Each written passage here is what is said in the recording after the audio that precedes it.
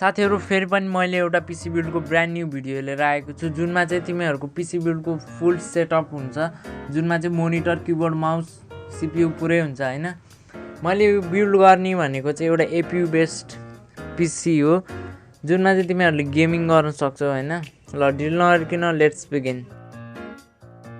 Number 1 कम्पोनेन्टको कुरा गर्ने हो भने चाहिँ मैले लिएको छु AMD को Ryzen 5 2400G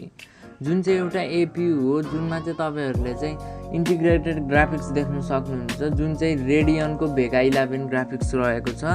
र यो चाहिँ तपाईहरुले गेमिङ गर्दाखेरि चाहिँ एकदम हेल्प गर्छ र यसमा चाहिँ तपाईहरुले 4 कोर 8 थ्रेड पाउन सक्नुहुन्छ र यसमा चाहिँ SMT इनेबल भएकाले तपाईहरुले चाहिँ यसो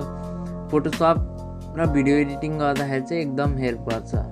र यसमा चाहिँ तपाईहरुले 3.6 गिगाहर्ज को चाहिँ बेस क्लक देख्न सक्नुहुन्छ र यो चाहिँ 3.9 गिगाहर्ज मा टर्बो गर्छ र यो चाहिँ अनलक प्रोसेसर हो जुनलाई चाहिँ तपाईहरुले ओभरक्लक गर्न सक्नुहुन्छ ओभरक्लक गरे पनि त्यति माथि चाहिँ जाँदैन यसको परफर्मेन्स र यो चाहिँ 14 नैनोमिटर टेक्नोलोजीमा बनाएको प्रोसेसर हो र यसमा चाहिँ तपाईहरुको जीपीयू कोर चाहिँ तपाईहरुले 11 पाउन सक्नुहुन्छ नम्बर 2 मा चाहिँ लिएको छु मैले मदरबोर्ड चाहिँ मैले लिएको छु MSI को A320 को मदरबोर्ड जुनमा चाहिँ तपाईहरुले 2 RAM स्लट्स देख्न सक्नुहुन्छ जुनमा चाहिँ तपाईहरुले DDR4 मेमोरी इन्स्टल गर्न सक्नुहुन्छ 3200 मेगाहर्ज सम्म यसमा चाहिँ तपाईहरुले AM4 सकेट पाउन सक्नुहुन्छ र त्यसमा चाहिँ तपाईहरुले Ryzen को प्रोसेसरहरु इन्स्टल गर्न सक्नुहुन्छ यसमा चाहिँ तपाईहरुले एउटा डेडिकेटेड ग्राफिक्स कार्ड स्लट्स दिएको हुन्छ र यसमा चाहिँ तपाईहरुले M.2 को सपोर्ट देख्न पाउनुहुन्न यदि तपाईहरुले चाहिँ इन्टरनल SSD राख्न छ भने चाहिँ तपाईहरु B450 Pro VDH Max सित जान सक्नुहुन्छ त्यसमा चाहिँ अझ 2 वटा RAM स्लट्स बढी पनि हुन्छ नम्बर 3 कम्पोनेन्ट रहेको छ RAM चाहिँ मैले लिएको छु Patriot Viper Steel को 8GB RAM 3000 MHz को लिएको छु जुन चाहिँ तपाईहरुले गेमिङ गर्न चाहिँ एकदम हेल्प गर्छ र तपाईहरुको गेमिङ परफर्मेन्सलाई नि एकदम राम्रो गराइदिन्छ र तपाईहरुले चाहिँ यदि हल्का फुल्का भिडियो एडिटिङको लागि हो भने चाहिँ तपाईहरुले अर्को स्टिक थप्न सक्नुहुन्छ त्यसले चाहिँ झन् तपाईहरुको परफर्मेन्स अझै इन्क्रिज गरिदिन्छ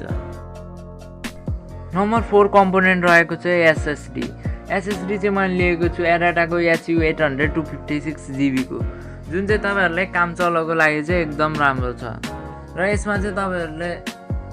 एकदम बुस्ट देख्न सक्नुहुन्छ SSD युज गरेपछि चाहिँ यदि तपाईहरु चाहिँ हार्ड डिस्क युज गर्नुहुन्छ भने तपाईहरुको अलि परफर्मेन्स अलि घट्छ नम्बर 5 कम्पोनेन्टको कुरा गर्ने भने चाहिँ मैले लिएको छु क्याबिनेट चाहिँ मैले लिएको छु Fanatec को CG71 जुनमा चाहिँ तपाईहरुले 8 RGB फ्यानको सपोर्ट देख्न सक्नुहुन्छ नर्मली यो बजेटको केसमा चाहिँ तपाईहरुले पाउन सक्नुहुन्न र यसमा चाहिँ तपाईहरुले मदरबोर्ड SSD HDD पुरै माउन्ट गर्न सक्नुहुन्छ केही प्रब्लम आउँदैन र यसैगरी यसमा चाहिँ तपाईहरुले टेम्पर ग्लास देख्न सक्नुहुन्छ जुन चाहिँ तपाईहरुले बाहिरदेखि भित्रको कम्पोनेन्ट्सहरु हेर्न सक्नुहुन्छ नम्बर 6 कम्पोनेन्ट चाहिँ मैले लिएको छु पावर सप्लाई चाहिँ मैले लिएको छु Antec को 550 वाट को पावर सप्लाई जुन चाहिँ तपाईहरुको कम्पोनेन्टलाई चाहिँ पावर दिन चाहिँ एकदम क्यापेबल छ र फ्युचरमा पनि अपग्रेड गर्दै हुनुहुन्छ भने चाहिँ त्यसको लायक छ यो त्यसैगरी नेक्स्ट कम्पोनेन्ट रहेको छ मोनिटर चाहिँ मैले लिएको छु Acer को 19 इन्च को मोनिटर जुनमा चाहिँ तपाईहरुले 60 हर्ट्ज को रिफ्रेश रेट पाउन सक्नुहुन्छ यो चाहिँ 1080p को मोनिटर हैन 720p को मोनिटर हो त्यही भएर 60 हर्ट्ज पाउनु भयो यसो कलरहरु कन्ट्रास्टको कुरा गर्ने भने चाहिँ तपाईहरुलाई चाहिँ केही प्रब्लम आउँदैन फिल्म हेर्ने हो भने नि एकदम दामी क्वालिटीको आउँछ र यसमा चाहिँ तपाईहरुले गेमिङकै लागि हो भने चाहिँ एकदम हाई लेभलको गेमिङको लागि हो भने चाहिँ तपाईहरुले यो मोनिटरले हुँदैन अर्को मोनिटर किन्नु मैले भनिदिन्छु र यदि तपाईहरु चाहिँ रमाइलोको लागि हो भने चाहिँ तपाईहरुले यो मोनिटर लिँदा केही फरक पर्दैन त्यसैगरी कम्प्युटर पेरिफेरल्सको कुरा गर्ने भने चाहिँ मैले लिएको छु कीबोर्ड चाहिँ मैले लिएको छु Fanatec को K511 rainbow backlit pro gaming keyboard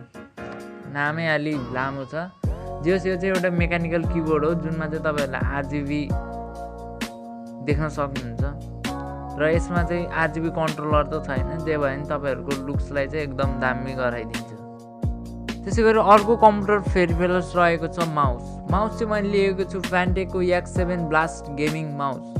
जुन चाहिँ तपाईँहरूलाई चाहिँ गेमिङ गर्दाखेरि चाहिँ एकदम हेल्प गर्छ, त्यो थाहा भएकै कुरो हो। र यो चाहिँ यसरी दबाउँदाखेरि नि एकदम स्मुथ छ। र यसमा चाहिँ तपाईँहरूले RGB देख्न सक्नुहुन्छ। र कन्ट्रोलर त होइन, RGB कन्ट्रोलर, जे होस् तपाईँहरूको बजेट र गेम अनुसार चाहिँ एकदम राम्रो छ। अब पुरै कम्पोनेन्टहरूको प्राइस टोटल गर्ने हो भने चाहिँ तपाईँहरूको अराउन्ड 60K पुग्न जान्छ। र यसमा चाहिँ तपाईँहरूले HDD र अर्को ऱ्याम पनि थप्ने हो भने चाहिँ 70K मजाले भेट्छ। र यसको गेमिङको कुरा गर्ने हो भने चाहिँ तपाईँहरूले यसमा 720p हाई सेटिङ्स जतिमा चाहिँ तपाईँहरूले गेमिङ गर्न सक्नुहुन्छ। एकदम हाई डिमान्डिङ ग्राफिक्स खाले चाहिँ गेम खेल्न मन छ भने चाहिँ एउटा ग्राफिक्स कार्ड लगाए खेल्न मिल्छ मजाले नै। र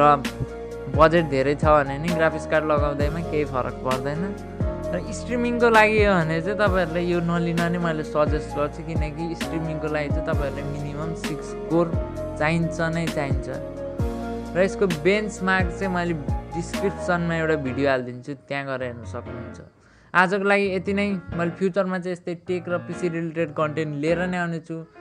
र यस्तै भिडियो तपाईँहरूलाई चाहिँ हेर्न मनपर्छ भने चाहिँ तपाईँहरूले मेरो च्यानललाई सब्सक्राइब गरेर बेल नोटिफिकेसन आइकनलाई चाहिँ प्रेस गर्नुहोला। र अर्को नयाँ भिडियो आउन्जेलसम्मको लागि चाहिँ बाई बाई।